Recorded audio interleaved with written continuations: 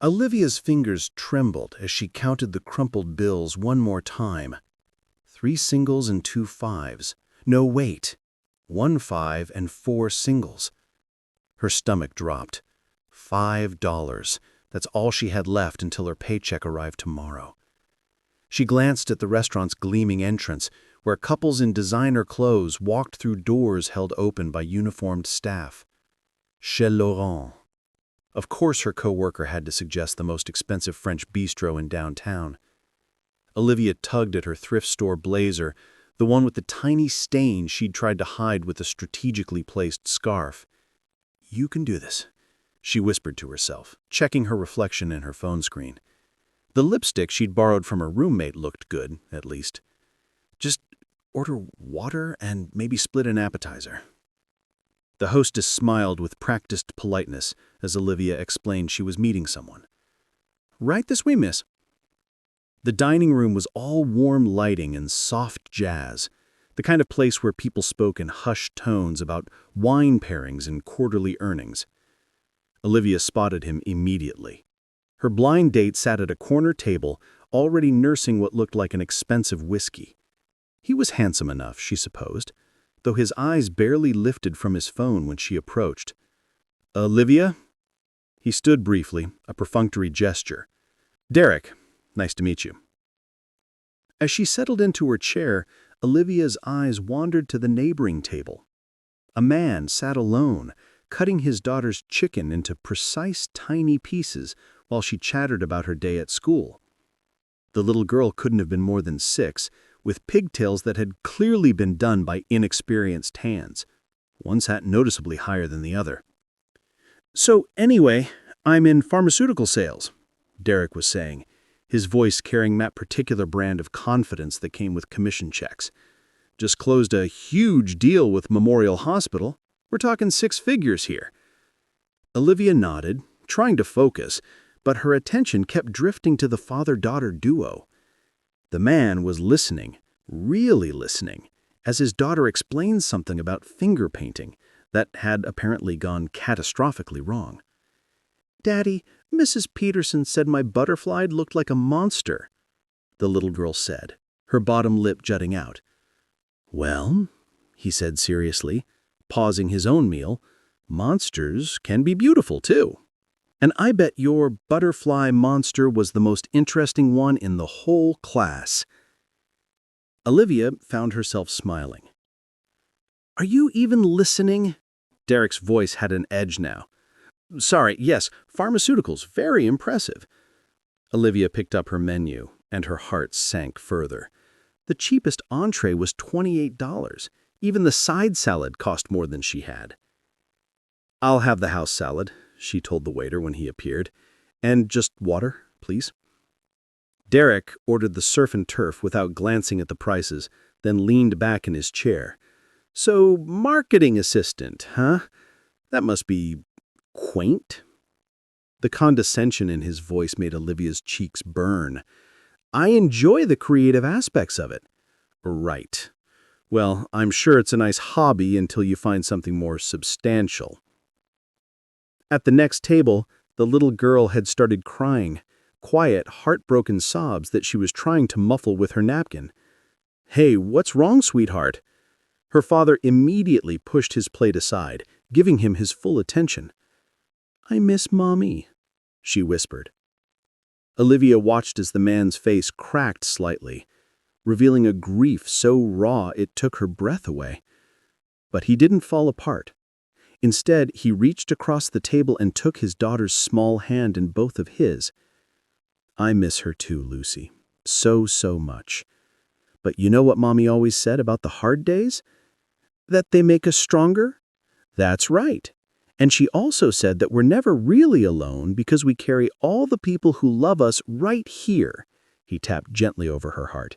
"Can you feel Mommy there?" Lucy nodded, wiping her eyes with the back of her napkin.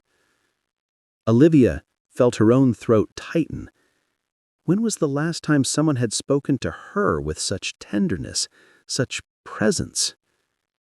"Anyway, I should probably tell you up front, I'm not really looking for anything serious, more of a casual situation. if you know what I mean." Olivia blinked. "I'm sorry, what?" "Come on, don't act surprised. A girl like you, working some entry-level job, wearing—" He gestured vaguely at her outfit. "Look, I'm happy to pay for dinner, but let's be clear about expectations." The words hit her like ice water. Olivia stood abruptly, her chair scraping against the floor. "I need to use the restroom." In the bathroom, she stared at herself in the ornate mirror. Her reflection looked small, diminished. The scarf hadn't hidden the stain as well as she had hoped. Her borrowed lipstick was already wearing off. She thought about her student loans, her shared studio apartment with paper-thin walls, the promotion she'd been passed over for last month. When had she started measuring her worth by other people's standards? When she returned to the table, Derek was checking his watch impatiently. "Look, I'm going to cut this short," Olivia said, surprising herself with the steadiness of her voice. "This isn't going to work out." "Seriously? You're walking away from a free meal?" "Yes, I am."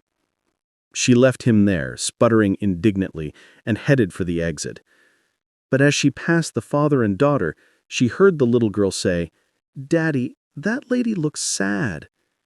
Olivia paused. The man, who she now noticed had kind eyes and laugh lines that suggested he smiled more often than not, looked up at her with concern. "Are you all right?" It was such a simple question, asked with such genuine care, that Olivia felt tears spring to her eyes. "I'm fine, thank you." But she wasn't fine, and somehow he seemed to know it. "Lucy and I were just about to order dessert," he said gently. "The chocolate cake here is apparently legendary. Would you like to join us?" Olivia glanced back at Derek, who was now aggressively scrolling through his phone. I should go." "Please," Lucy chimed in, her earlier sadness forgotten. "Daddy never orders dessert, but he said we could tonight because I was brave at the dentist." The man, she realized she didn't even know his name, smiled at his daughter with such pure love that Olivia felt something shift in her chest. This was what it looked like when someone truly cared about another person. "I'm Jordan, by the way. And this is Lucy." "Olivia." "Well, Olivia, would you do us the honor? Lucy's been practicing her conversation skills, and I could use an adult witness to verify that she's becoming quite the conversationalist." Lucy giggled. "I know lots of words, like pharmaceutical." Olivia found herself laughing, really laughing, for the first time in months. "All right, but I should mention I can only contribute about $5 to this chocolate cake fund." Jordan's expression shifted, understanding dawning in his eyes. Without missing a beat, he said, "Actually, dinner's on me tonight. Lucy and I won the father-daughter lottery earlier. She drew the most beautiful butterfly monster in her art class." As Olivia settled into the empty chair beside Lucy, Jordan caught suggesting his waiter. A few minutes later, the man approached Derek's table with the check. "But I thought the lady was paying," he protested loud enough for half the restaurant to hear. "I'm afraid that arrangement has been modified," the waiter replied smoothly.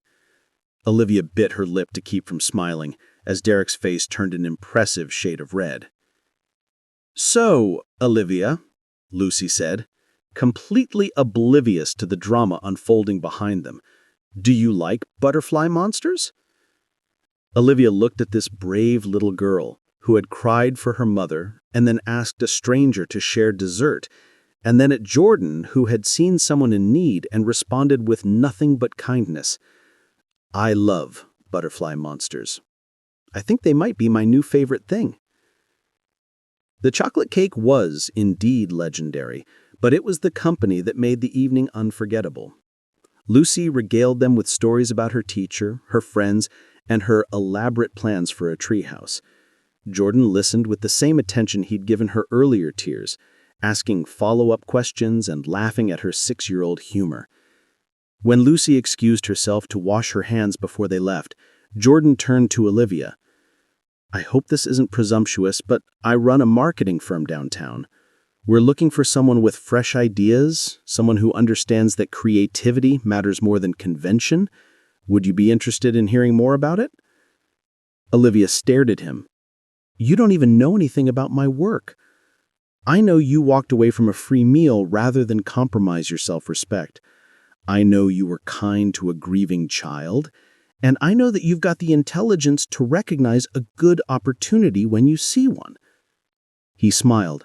Plus, Lucy likes you, and she's an excellent judge of character. As if on cue, Lucy returned and immediately climbed into Olivia's lap. Olivia, will you come to my school play? I'm going to be a tree. The most important tree, Jordan added solemnly. Olivia looked around the restaurant, at the warm where Derek was presumably still arguing with the waiter, then at the retreating taillights of Jordan's modest sedan. $5 had seemed like nothing when the evening started, but sometimes, she realized, it wasn't about what you had. It was about being open to what the universe was trying to give you. And sometimes that came in the form of chocolate cake, shared with a widowed father and his daughter who believed in butterfly monsters.